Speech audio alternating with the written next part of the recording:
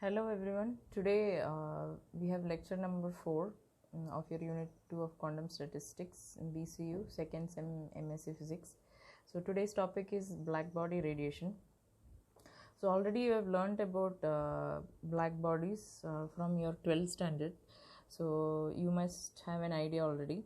But just to brush up on the basics, we all know what a black body is. So a black body can absorb all colors. It can absorb all colors, and because it can absorb all colors without any reflectivity. The important point or important property about the black body is that it absorbs all radiation and it does not reflect. There is no reflection, but it emits all radiations effectively. So all radiations are absorbed 100% and emitted similarly. This is the case of an ideal black body. But also you should know that all black bodies will appear black because it does not reflect any colors. But there are certain objects which are black in color. So for example, your t-shirt or anything that you see as black might not be a good black body because it might not reflect wavelengths in the infrared region or many other regions. So just because it does not reflect your visible region does not mean that it is a black body. It is all visually black bodies are not ideally black bodies. So it has to be able to emit the way it absorbs. So then you can call it a black body.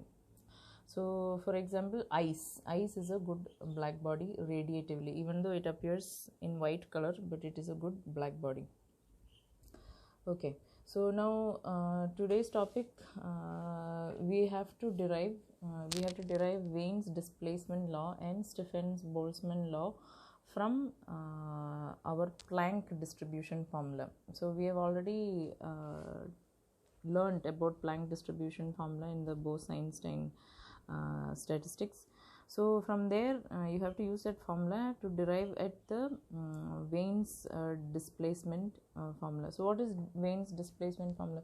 Wien's displacement formula says that the wavelength maximum emitted by a black body at certain temperature is equal to a temperature is equal to a constant called B, is a Wien's constant. So I think if you remember, you can see this. I hope you can see this one. I cannot draw this, so I'm just taking from here.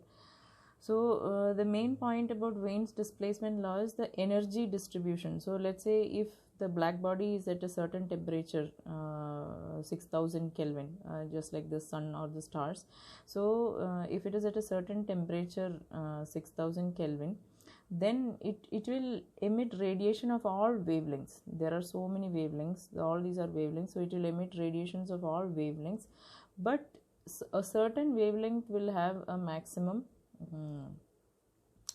maximum energy. So this is energy versus wavelength. So if a black body is emitting radiation, and let's say its radiation is at its temperature is at 6000 Kelvin, the energy that the black body emits is distributed to all these wavelengths, but at a certain wavelength there is a maximum peak. So and this peak, it varies with temperature. So if it is 5000 Kelvin, the peak comes here, and if it is 4000 Kelvin, peak is somewhere here. So like that. So from that you can see that using this formula also, so Wien he explained this graph using this formula, that is lambda max into T is equal to a constant. So if this is equal to 2.8 something into 10 to the power minus 3 meter Kelvin. Okay, so this is the constant, Wien's constant. So what is the use of this? So from this, if you know this constant, and also if you know what is the peak value of this if you can measure this wavelength, then you can find out the temperature. So you can know from the spectra of light that is coming from any stars or anything, you can find out the temperature of the sun or the stars, or for any body for instance. So if nowadays you can see thermal scanners. Everywhere they are using it. So if you put the thermal scanner to the ear, it detects the temperature coming out of from your the infrared. It detects the temperature. How does it detect? It can find out the wavelength of radiation, infrared radiation coming out of from your ear, and they apply it in this formula. They can find out your body temperature. So this Vane's law has a lot of applications in this way. So now how we have to learn how to derive this from the what to say your photon distribution formula, or Planck's Planck's distribution formula. So this one we have already derived in the previous classes, I mean when we were actually having classes. So we have derived this.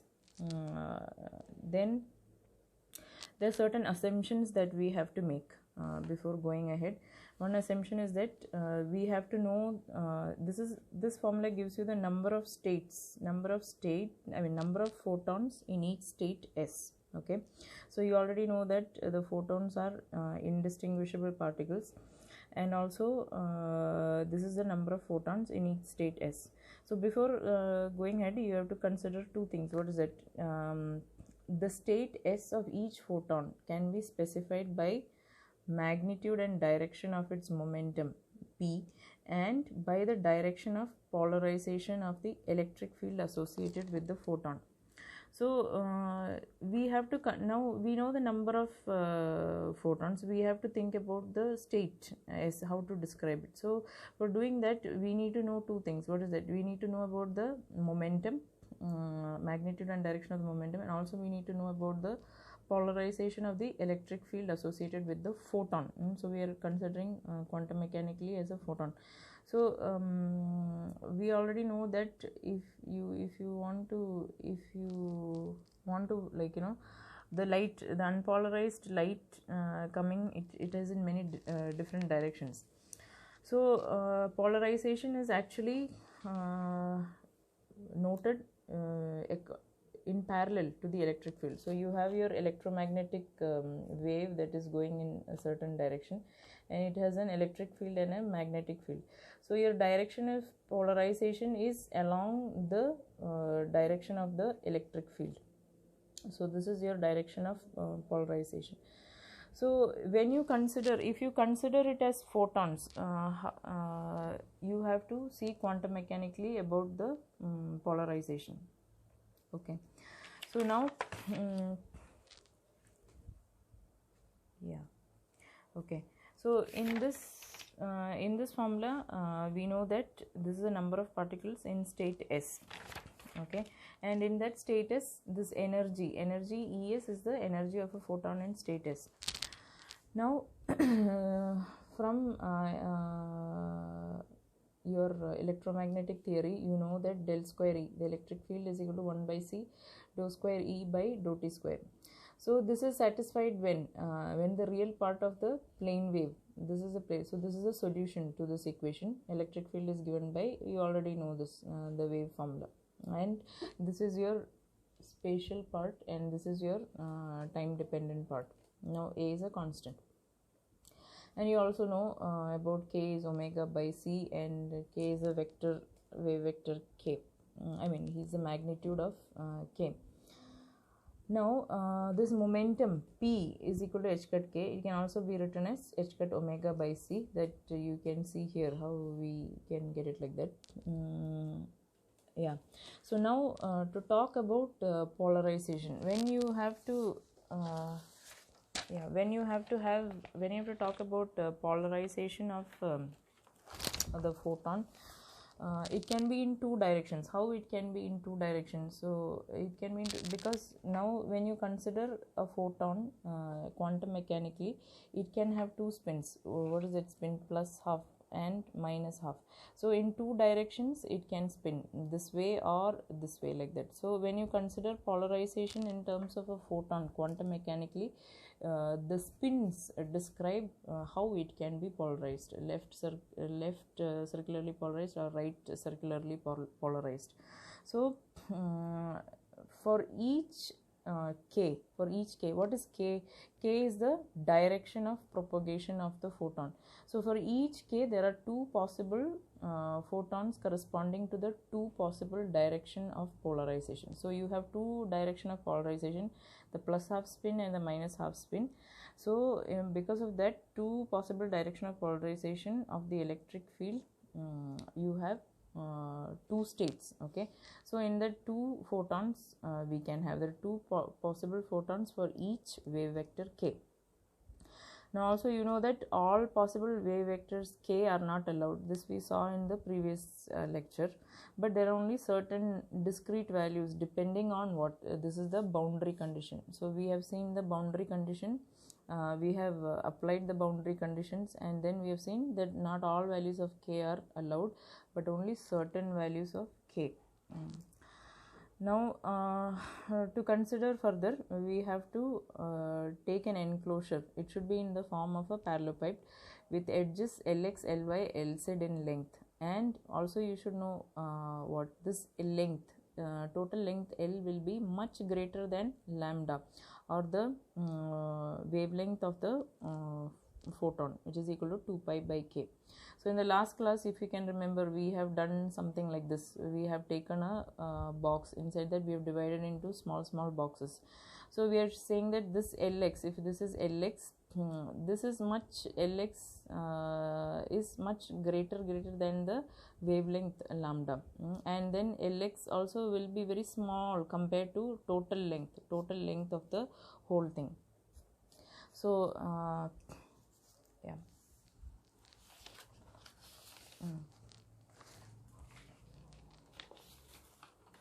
Okay, so now we don't want to describe anything about hitting on the wall, or we don't want to say that, we don't want to describe the condition where the photons go and hit the walls and then there is reflection and so on and so forth.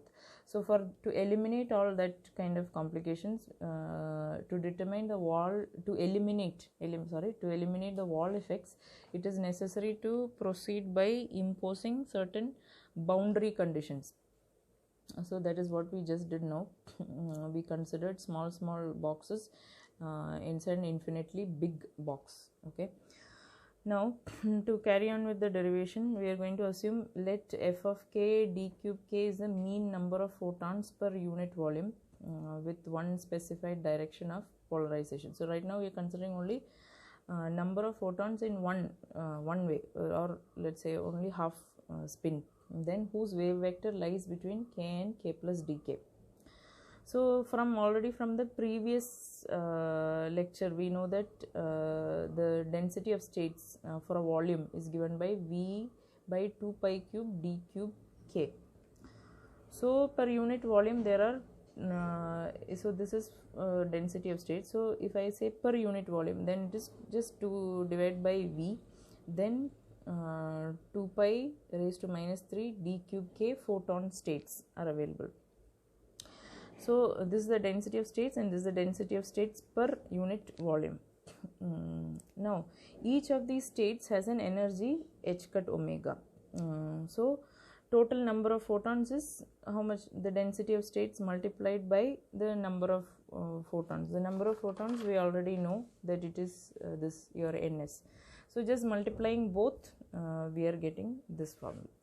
So I have put these numbers for equations just from the same like the textbook, so that I am not confused. You can name them as equation 1, 2, 3, etc. Doesn't matter. Now, so we got the number of photons per unit volume for one direction of polarization, that is this. So now if I want to consider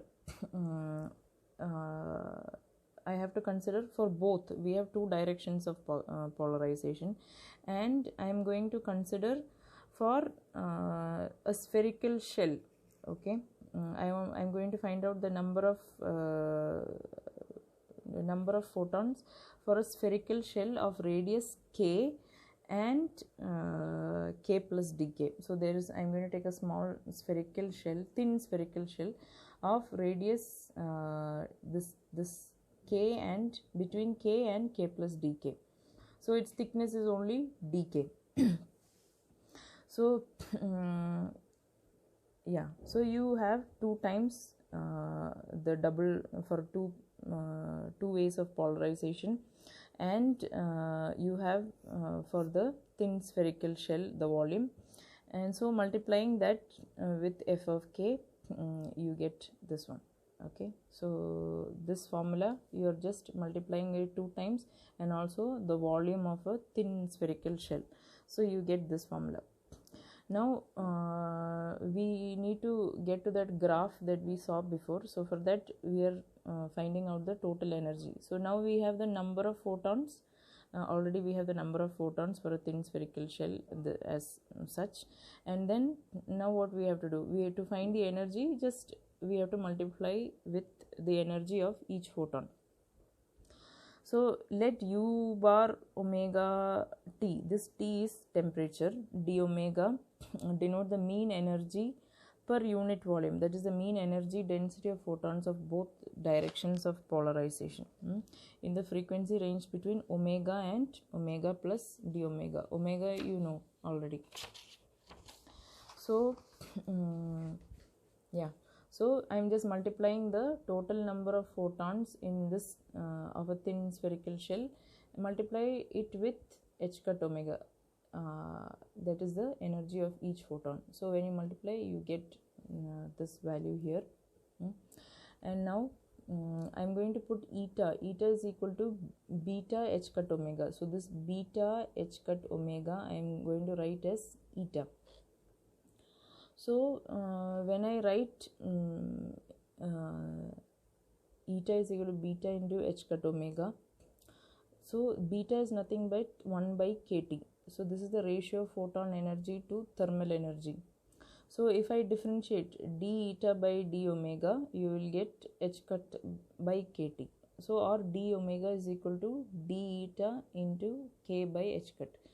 So I am just substituting back for the value of d omega into this equation. So when you substitute all this, you get this formula. Okay, so there is a 2 pi here, 2 pi c cube. Yeah. Okay, 1 minute, just let me check that.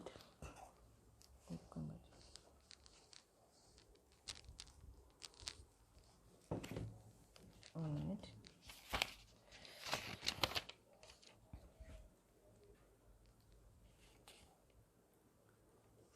Okay. Yeah, so there was a 2 pi c cube. This is 2 pi c whole cube. Okay, and then when you cut 2 cube 8, you will get finally this formula you will get. Okay, so yeah, so then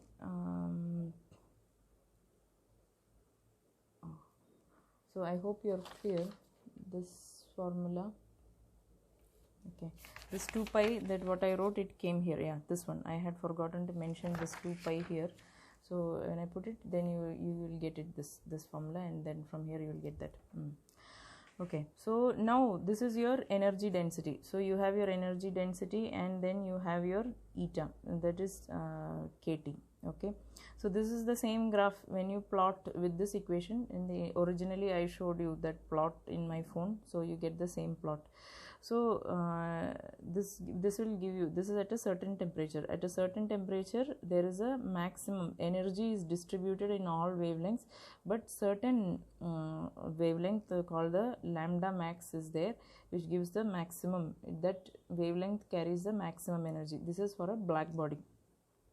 So this is from this you have h cut omega 1 by, so at a certain energy h cut or certain temperature, h cut omega by kt1, it has to be equal to h cut omega 2 by kt2, and so that will be equal to eta, this eta. Okay, so now we have omega 1 by t1. From here you cancel everything. Omega 1 by t1 is equal to omega 2 by t2. So you have from this also you can write omega 1 is your 2 pi f1. Okay, by temperature 1 is equal to 2 pi f2 by temperature T2. So frequency is nothing but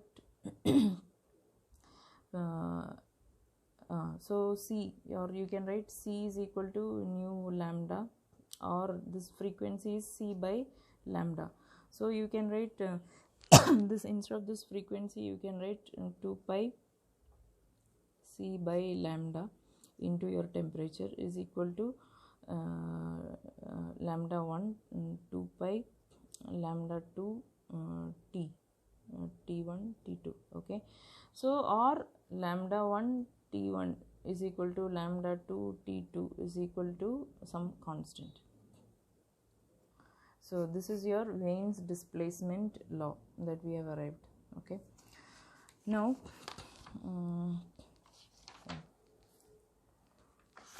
so how to get to the Stefan-Boltzmann's law? So Stefan-Boltzmann's law is nothing but we are trying to find the area under this curve. So to find the area under the curve, we have to integrate the equation. So the mean total energy density U0 in all frequencies is given by just integrating the energy. So when you integrate this formula, I am writing, instead of beta h cut k, I am writing eta. This is eta. So eta, and then when you differentiate this function, you will get this one. This derivation of this different integration is given in one of the appendices in your textbook, Reef textbook, which is available online. Just you can type online fundamentals of statistical and thermal physics by F Reef. You can get it. It's very easily available. So you can find in one of the appendices. So when you integrate, what you find, this is also one constant. So finally what you have this T to the power 4. So this energy density is proportional to the 4th power of temperature. That is your Stefan-Boltzmann's law. So this much about derivation of Wien's law and Stefan-Boltzmann's law. And we also have to do one more thing, that is calculation of radiation pressure. So how much pressure the photons exert on the walls of the container. So that this is given by one formula, that is, so pressure exerted by one formula is dou Es by dou V. Okay, so this is by a photon in state S, so the energy by volume. So per unit volume, this gives the pressure. So now to calculate for all the photons, what you have to do, we have to just multiply by the number of photons available in each state. So and sum it over, so you will find the total summation over all states will give you the total pressure. So you already know what is it. For that we have to take another enclosure. We are taking a cube of length L. So all the sides are equal, length L, and volume is given by L cube. So this formula already you know. Es you can write as, so this we did already in the last class. Omega is written as Ck, K is written as like this, and 2 pi by L, nx square, ny square, nz square. And now I am writing all these things together as a constant, and that constant is this big C, capital letter C, and multiply by L power 1. This L alone I am taking separate. So energy in a particular state is given by one constant multiplied by length inverse. So if you take for the whole volume, it is constant multiplied by volume inverse, where C is a constant. So now when I differentiate Es by dou V, I can write as 1 by 3 CV whole raised to minus 4 by 3. Now if I multiply and divide by volume, so I can write as minus 1 by 3 Es. Es already is defined as CV raised to minus 1 by 3. So just I multiply and divide by V, I can write in this way. So Es per Es, the energy of a particular state divided by per unit volume, that is nothing but the energy density. So your radiation pressure is related to the energy density by this formula. Okay, so this is about the radiation, calculation of radiation pressure. Now in your textbook, I will show you. So this is a black body radiation. So this is just one of the topics in your unit 2. We have done until here. We have done from here. We have taken all this and till here. So we have calculated the radiation pressure till here. Now this is also one more method from here. It is one more method to derive the same formula, 1 by 3 u naught. So if you want, you can see that, but otherwise you can just follow just one method. Then these are all just theoretical that reading that you can do. So this nature of radiation inside arbitrary enclosure, radiation emitted by a body at a temperature. There are so many ideas that they have discussed. Principle of detailed balance. So you can read also. There is a lot of reading for you to do. Then if you have any doubts, you can ask. So otherwise I think this much is enough for your exam point of view. So the remaining you can read by yourself, and you can check, but I don't think that is a part of your syllabus also, because until this section it is required. So we have done till here. So this is the next section, looks like. So yeah, so that's it for this black body radiation. Thank you.